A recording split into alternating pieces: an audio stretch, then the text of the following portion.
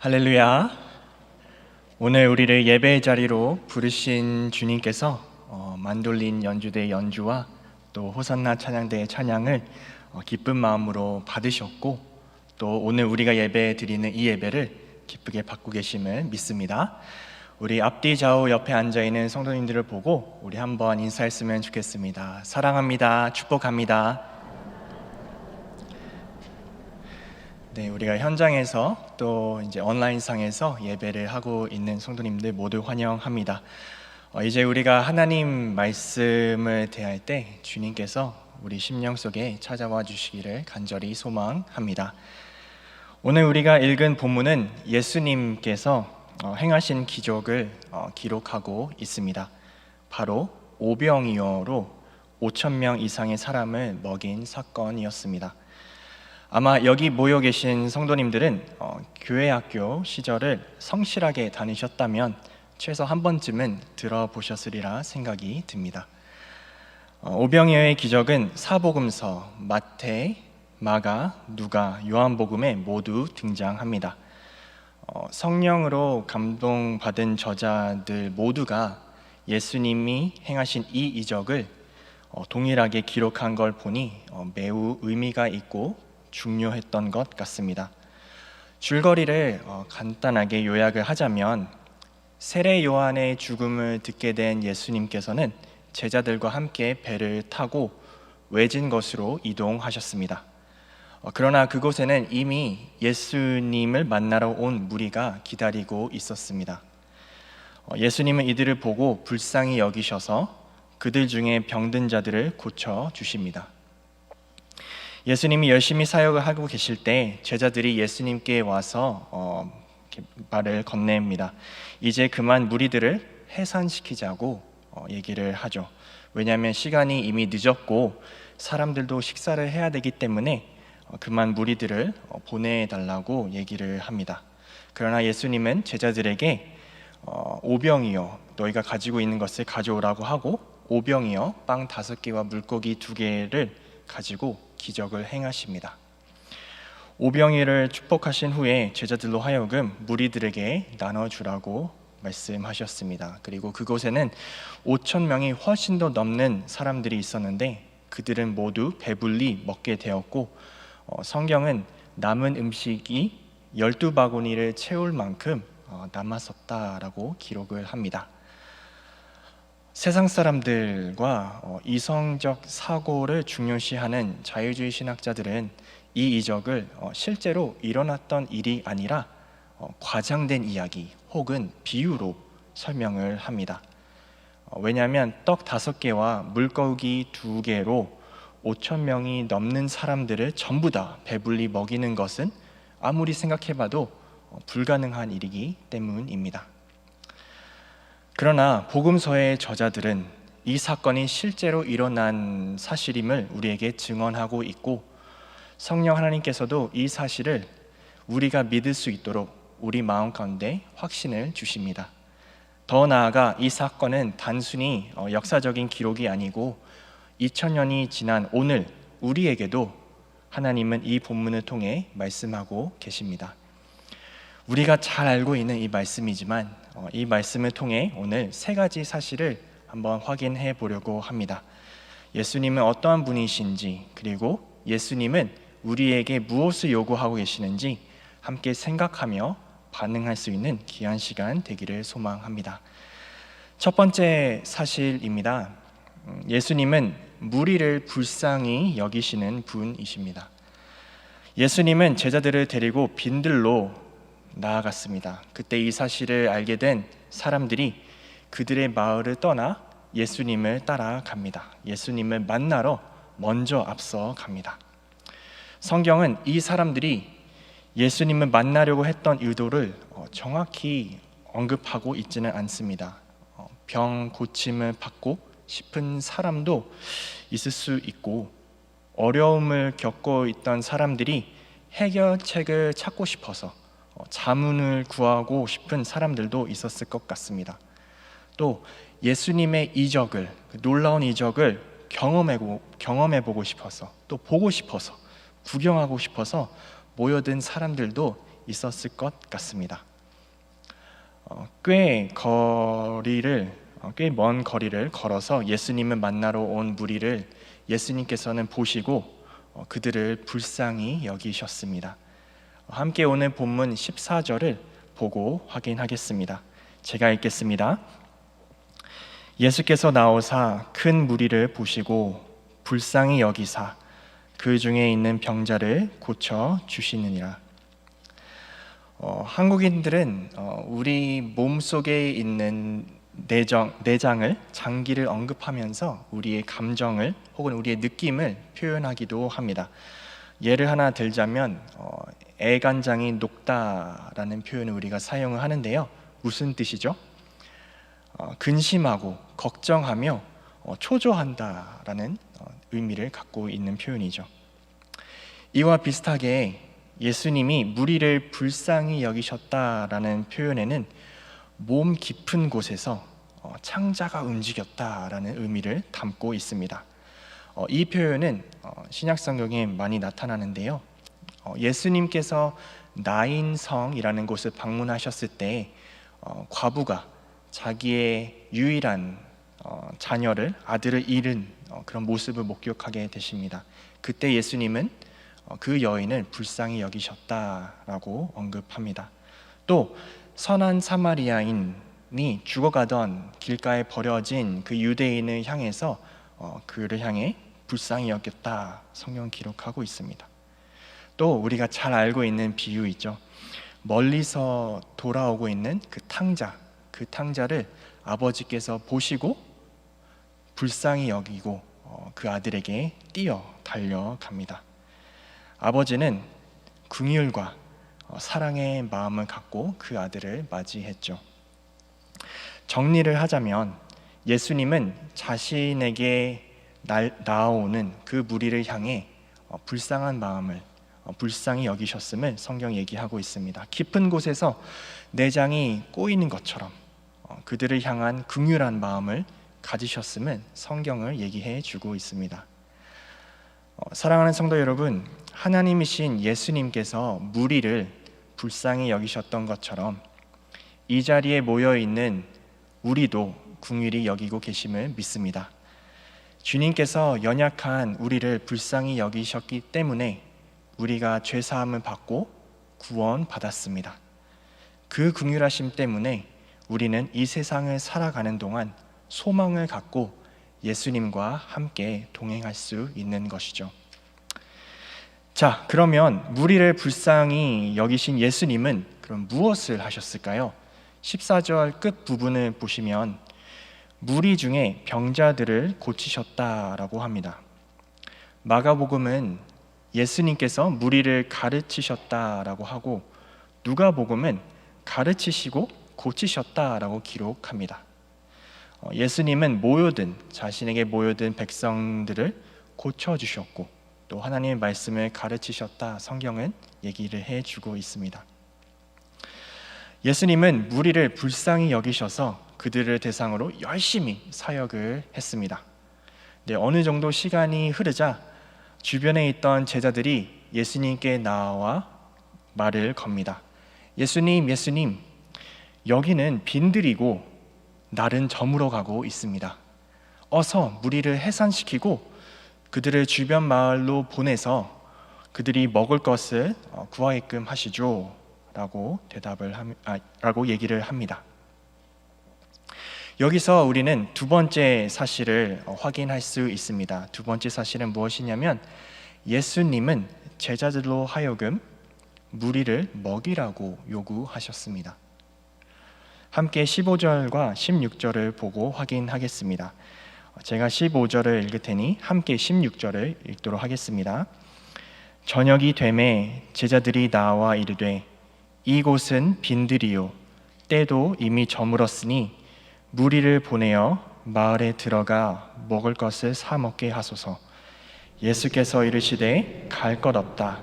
너희가 먹을 것을 주라. 제자들은 시간이 늦었으니 무리를 해산시키고 마을에서 먹을 것을 사 먹게 하십시오 라고 제안했습니다. 현실적이고 아마도 최선의 제안이었을 것 같습니다.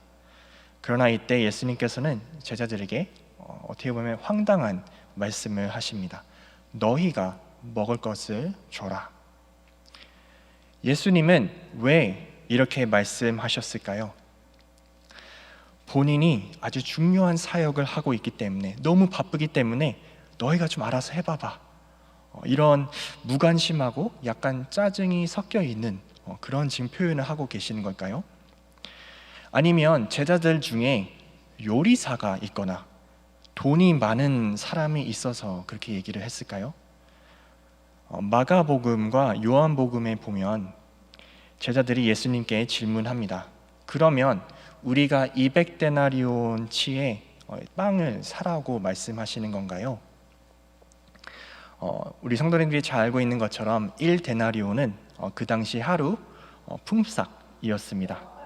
오늘날로 말하면 1데나리온은 한 평균 8만 원 정도라고 우리가 얘기를 했을 때 200데나리온이면 약 1,600만 원 정도 될 것 같습니다. 그 금액을 5천 명으로 나누면 인당 약 3,000원 정도 될 것 같은데 김밥 한 줄 정도 사 먹을 수 있는 돈입니다. 근데 여기서 우리가 기억해야 될 것은 남자만 5천 명이었기 때문에 여자와 아이들 모두 포함했을 때 모든 사람을 충분히 먹이기에는 부족한 금액이었습니다. 아마도 최소의 금액이었을 것 같습니다.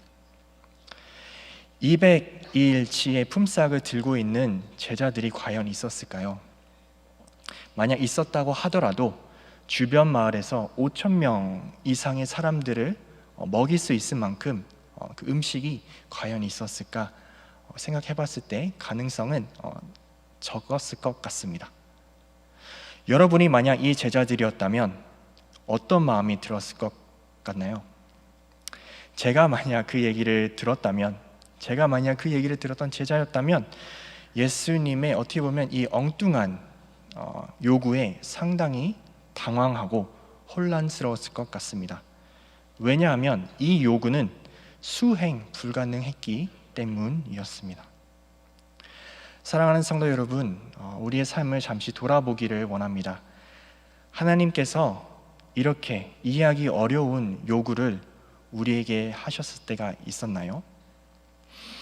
저는 이 말씀을 묵상하면서 개인적으로 겪었던 경험이 생각이 났습니다. 잠시 설명을 드리자면 어느 날 밤 지인과 함께 지하철을 타고 가고 있었습니다.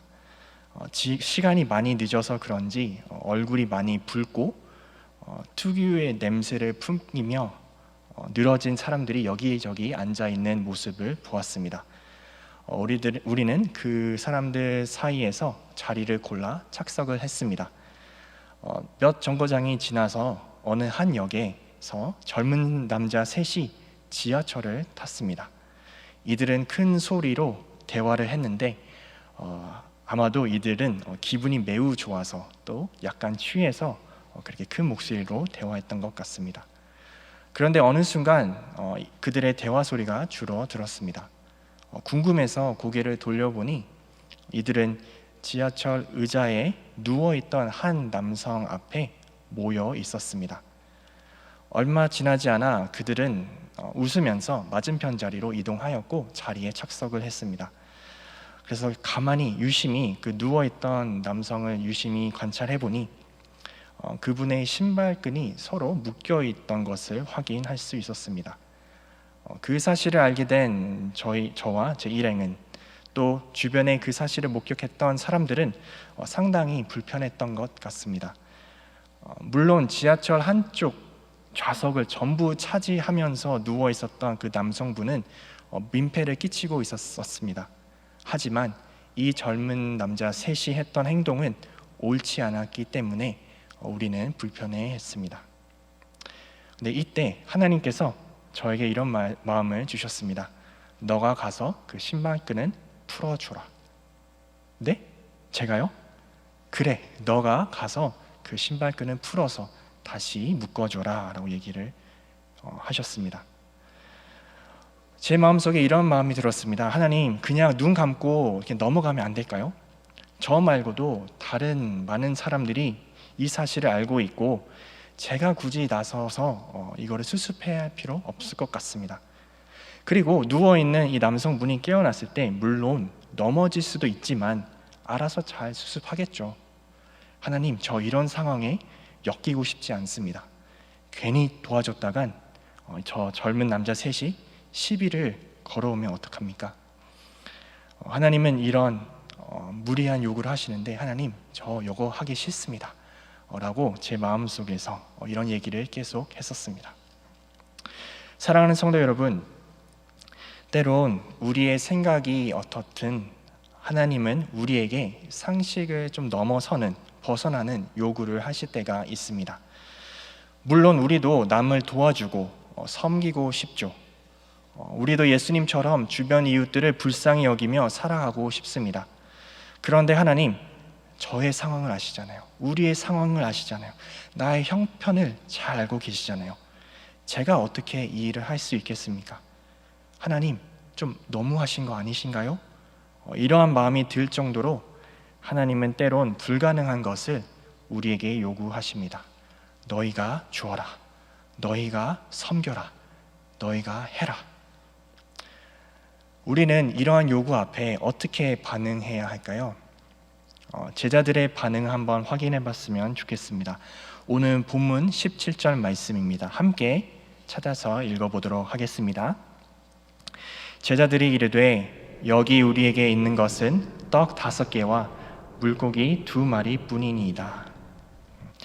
성경은 예수님의 요구에 제자들이 주변을 확인하였고 떡 5개와 물고기 2마리를 확보할 수 있었다고 설명해 줍니다. 요한복음에 의하면 이것은 한 아이가 가지고 온 음식이었음을 알 수 있습니다.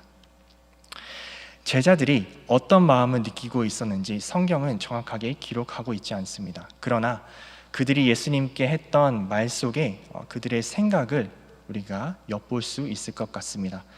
예수님, 떡 5개와 물고기 2마리밖에 없습니다. 한 아이의 도시락으로 이렇게 보잘것없는 것으로 5,000명을 다 먹일 수 있겠습니까? 하나님, 이것은, 예수님, 이것은 불가능합니다. 이러한 생각을 갖고 있었던 것 같습니다. 사랑하는 성도 여러분, 그러면 예수님께서 왜 제자들에게 이런 불가능한 요구를 하셨을까요? 그것은 세 번째 사실을 통해 알 수 있습니다. 세 번째 사실은 무엇이냐면 예수님은 제자들을 동참시키며 일하기를 원하셨습니다.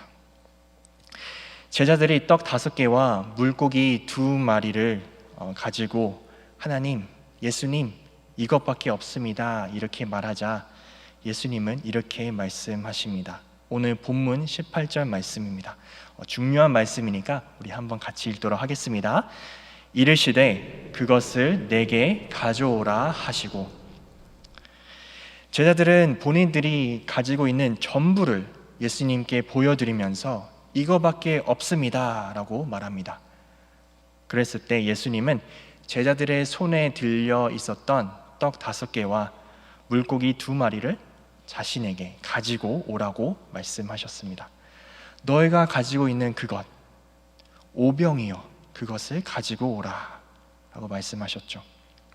그것밖에 없다고 하는데 그거 잠시 이리 주어봐봐 라고 얘기하고 계시는 것이죠. 여기서 우리는 오병이어를 이렇게 한번 바꿔봐도 좋을 것 같습니다. 우리 삶 속에 하나님으로부터 쓰임 받기에 부족한 것들, 부족해 보이는 것들로 바꿔볼 수도 있을 것 같습니다. 나의 재능, 물질, 시간, 나의 능력 등등으로 바꿔볼 수 있을 것 같습니다. 예수님은 오병이어를 받으신 후 무리들로 하여금 잔디에 앉게끔 하셨습니다. 아마도 제자들을 시켜서 무리들을 앉게끔 하셨을 것 같습니다. 제가 만약 그 제자들이었다면 아니 예수님 마을로 보내서 음식을 구하게끔 하셔야지 왜 무리를 자리에 앉게끔 하시는 건가요? 이런 혼란과 불만을 아마도 품었을 것 같습니다. 그러나 성경은 예수님이 하신 일에 우리로 하여금 집중하게끔 합니다. 예수님은 하늘을 우러러 보시고 떡 5개와 물고기 2마리를 축사하신 후에 제자들로 하여금 그 떡과 물고기를 백성들에게, 무리들에게 나눠주게끔 하셨습니다. 다시 한번 잘 보시면 제자들이 예수님께 드렸고 예수님께서 축사하신 다음에 다시 제자들에게 나눠주셨습니다. 그리고 제자들로 하여금 무리에게 나눠주게끔 하셨죠. 우리가 잘 알고 있는 것처럼 이 뒤에 어떤 일이 일어났을까요? 20절과 21절의 내용을 보시면 거기에 모인 모두가 다 배불리 먹고 남은 조각으로 12바구니를 채웠다고 합니다. 떡 5개와 물고기 2마리로 여자와 어린아이를 세지 않고 남자 5,000명만 되는 그런 큰 무리를 예수님께서 먹이셨다는 것이죠. 제자들이 주님의 말씀에 순종하고 보잘것없는 오병이어를 예수님께 드렸을 때 예수님께서는 그것을 받으셨고 다시 제자들을 통해 놀라운 기적을 행하셨습니다. 여기서 우리가 주목해야 할 것은 기적을 행하시는 분은 하나님, 예수님이시다라는 사실입니다. 제자들이 가지고 있었던 오병이어는 당연히 5,000명을 먹일 수 없었습니다. 누구나 다 아는 사실입니다. 그리고 하나님이시면 혼자서도 5,000명을 먹이실 수도 있습니다. 광야 생활을 하던 이스라엘 백성들에게 만나와 메추라기를 내리셨던 것처럼 엘리야에게 까마귀를 보내서 음식을 제공하셨던 것처럼 예수님은 혼자서도 모여있는 무리들에게 음식을 제공하실 수도 있었습니다. 그러나 예수님께서는 굳이 제자들을 통하여서 일하셨습니다. 이것은 바로 하나님이 하나님의 일을 행하실 때 제자들을 동참시키고 그들이 쓰임 받을 수 있도록 부르시는 원리가 담겨져 있습니다. 보잘것없는 것을 주님께 드렸을 때 하나님은 그것을 받으셨고 그것을 사용하셨고 제자들을 일꾼 삼아 하나님의 일에 동참할 수 있도록 제자들을 사용하셨습니다. 앞서 제가 얘기했던 그 지하철 사건 어떻게 마무리가 되었을까요? 제 마음 가운데 계속 하나님께서는 너가 풀어주고 너가 다시 묶어주라 라고 얘기를 했을 때 저는 과연 그 부르심에 응답하고 순종했을까요? 네, 저는 벌벌벌 떨면서 자리에서 일어나 그 사람 앞에 무릎 꿇고 앉아 풀어주고 다시 묶어졌습니다. 떨리면서 했습니다. 그런데 그때 그 남자 3명 중에 한 사람이 제 뒤로 와서 이렇게 시비를 거는 것을 느낄 수 있었습니다. 저는 보지는 않았지만 그렇게 느꼈습니다. 근데 바로 그때 제 주변에 사람들이 우르르 몰려와서 저를 지켜줬습니다. 사랑하는 성도 여러분, 이제 말씀 한번 정리해 보려고 합니다. 하나님은 주의 백성을 불쌍히 여기시고 긍휼히 여기십니다. 그리고 때론 주님의 일꾼들에게, 제자들에게 불가능해 보이는 요구를 하실 때가 있습니다. 우리는 그럴 때 여러 복잡한 생각이 들 수도 있지만 우리가 그 요구에 순종하며 응할 때 하나님의 역사하심을 경험할 수 있습니다. 이 기적을 가능케 했던 연결고리, 메커니즘은 사실 하나님이십니다. 이번 한 해 우리가 붙잡고 나아가야 할 표 아시죠? 우리가 마디로서의 역할을 감당하며 나아가기를 우리가 다짐했습니다. 우리가 그러한 마디 역할을 하며 주님의 일꾼으로 살아가기를 원하며 이번 한 해를 살아갈 때 아무리 하나님께서 우리에게 엉뚱한 또 불가능해 보이는 요구를 하실 때가 있을 수 있지만 교회의 머리 대신 예수님을 바라보고 신실하신 하나님을 바라보고 이 마디의 역할을 잘 감당할 수 있기를 소망합니다. 예수님께서는 본인이 하신 이 요구를 사실 본인도 실천하셨습니다. 십자가에서 달리셨고요. 그의 몸을 우리에게 내어주셨습니다. 그리고 우리가 그 예수님의 살과 피를 먹으며 하나님의 자녀로 살아가며 하나님과 동행하게끔 하셨습니다. 사랑하는 성도 여러분, 이 본문을 통해 우리는 어떠한 하나님을 찾을 수 있을까요? 긍휼의 하나님, 기적의 하나님, 우리를 들어 사용하시는 하나님, 우리가 말씀 앞에 반응할 수 있기를 소망합니다. 그런 하나님을 신뢰하며 그 하나님 앞에 반응하며 순종하며 나아갈 수 있는 우리 성도 여러분 모두 다 될 수 있기를 간절히 소망합니다. 살아계신 하나님 감사합니다. 하나님 말씀 앞에 우리가 서기를 소망합니다. 주님께서 우리에게 요구하실 때 그 요구에 우리가 순종하며 반응하며 나아가기를 소망합니다. 그랬을 때 주님의 놀라우신 역사하심을 경험할 수 있는 우리 모두가 되게 하여 주시옵소서. 감사하며 예수님의 이름으로 기도합니다.